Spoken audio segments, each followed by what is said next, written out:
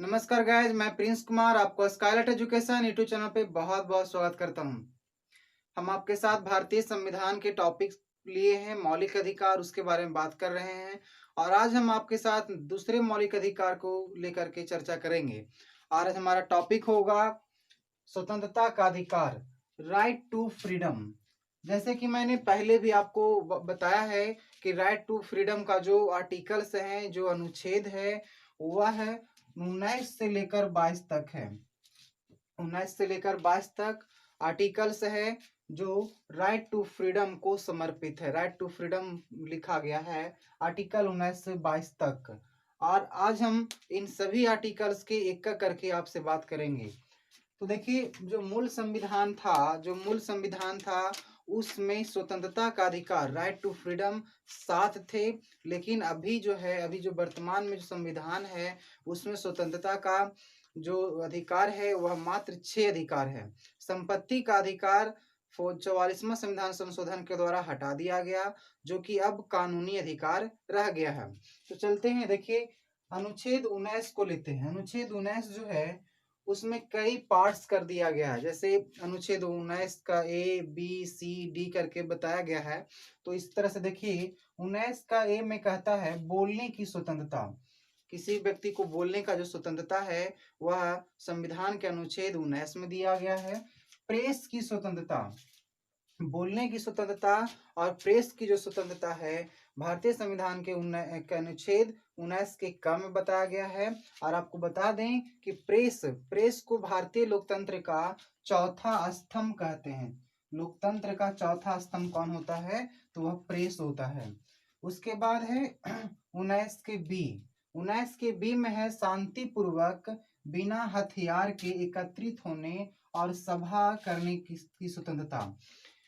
शांतिपूर्वक आप बिना हथियार के एकत्रित हो सकते हैं किसी जगह पे, और आप सभा कर सकते हैं। आपको सभा करने का ये छूट दिया गया है, आपको अधिकार है। परंतु कंडीशन है कि वह शांतिपूर्वक होना चाहिए और हथियार के बिना होना चाहिए। उसके बाद है 19 का सी। 19 का सी में है संघ बनाने की स्वतंत्रता। आपको संघ बनाने की स्वतंत्रता है। अगर आप किसी चीज को लेकर के अगर आप उसको विकास करना चाहते हैं, उसको विकसित करना चाहते हैं, तो आप संघ बना सकते हैं, प्रचार प्रसार कर सकते हैं। यह स्वतंत्रता दिया गया है 19 के सी में। और 19 के डी में है देश के किसी भी क्षेत्र में आवागमन की स्वतंत्रता। आप भारतीय सीमा में कहीं भी घूम सकते हैं, राज जा सकते हैं। और 19 के ई में दिया गया है देश के किसी भी क्षेत्र में निवास करने और बसने की स्वतंत्रता। आप भारत के किसी भी कोना में जाकर निवास कर सकते हैं, वहां बस सकते हैं। पहले यह अधिकार जम्मू कश्मीर में नहीं लागू था, लेकिन अब जम्मू कश्मीर के लिए भी लागू होता है। उसके बाद है 19 का जी। देखिए 19 का जी है, ई के बाद जो है एफ आता है, लेकिन यहाँ पे एफ मैंने बताया कि 19 का जो एफ है इसको में था संपत्ति का अधिकार। संपत्ति का अधिकार जो है वह 44वां संविधान संशोधन 1978 में हुआ और संपत्ति के अधिकार को हटा दिया गया और उसे कानूनी अधिकार में रख दिया गया। तो उसके बाद है 19 का जी। 19 के जी में है कोई भी व्यापार एवं जीविका चलाने की स्वतंत्रता। आप किसी भी प्रकार का कोई व्यापार कर सकते हैं, आपको जीविका चलाने की स्वतंत्रता है। उसके बाद हम चलते हैं अनुच्छेद 20। अनुच्छेद 20 में है अपराधों के लिए दोष सिद्धि के संबंध में संरक्षण। इसका जो टॉपिक है अपराधों के लिए दोष सिद्धि के संबंध में संरक्षण। इसमें क्या है कि किसी भी व्यक्ति को एक अपराध के लिए एक दंड और एक ही बार दंड दिया जाएगा। अनुच्छेद 20 कहता है अगर कोई व्यक्ति कोई गलती करता है तो उसको एक अपराध के लिए एक बार दंड दिया जाएगा, और वह जो दंड होगा वह दंड वह कानून उसके तहत दिया जाएगा। कहने का मतलब है कि जो वर्तमान में कानून है, अगर मैंने अभी गलती कोई किया है तो वर्तमान में जो अपराध के लिए कानून है उसके हिसाब से उसे दंड दिया जाएगा, ना कि बाद में बनने वाले कानून या पहले बनने वाले कानून के हिसाब से। कहते हैं अपराध करने के समय जो कानून है उसी के तहत, जो कानून है उसी के तहत सजा मिलेगी। और अगला है किसी भी व्यक्ति को स्वयं के विरुद्ध न्यायालय में गवाही देने के लिए बाध्य नहीं किया जाएगा। किसी भी व्यक्ति को यह नहीं कहा जाएगा कि तुम खुद के विरुद्ध, स्वयं के विरुद्ध न्यायालय में जाकर के गवाही दो, ऐसा नहीं किया जा सकता है।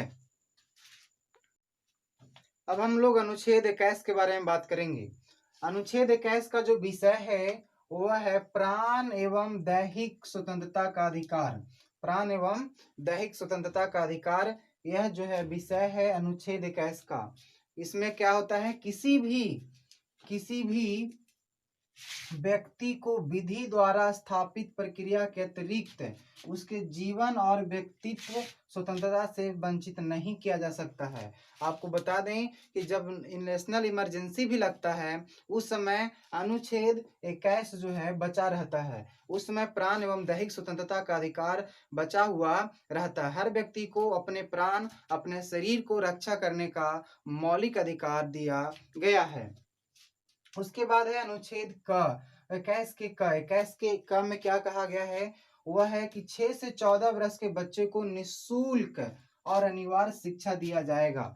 यह जोड़ा गया है 21 का क जो 86वां संविधान संशोधन हुआ 2002 में, 2002 ईस्वी में 86वां संविधान संशोधन हुआ, 86 संविधान अमेंडमेंट हुआ।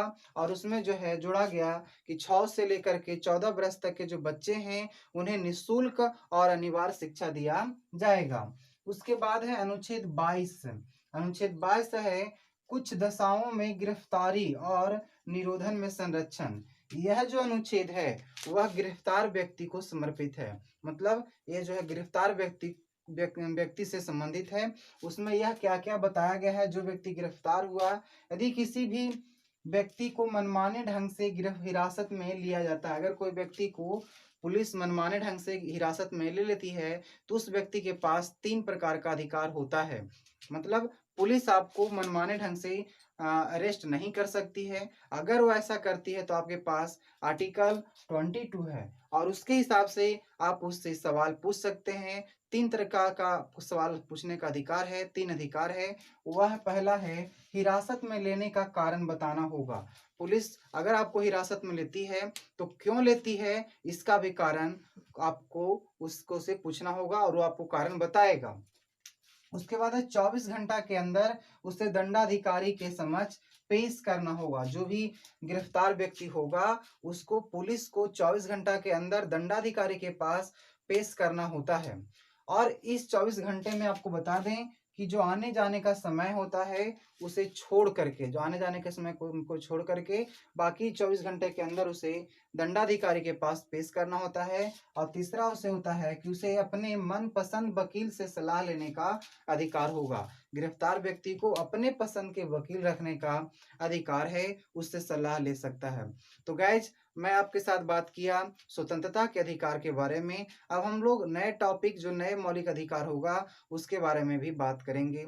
आपसे मेरा बहुत ही पोलाइटली रिक्वेस्ट है कि आप हमारे चैनल को और हमारे इस वीडियो को ज़्यादा से ज़्यादा शेयर करिए, लाइक करिए और अगर हमारे चैनल पे नए हैं तो इसे सब्सक्राइब करिए। Thank you very much.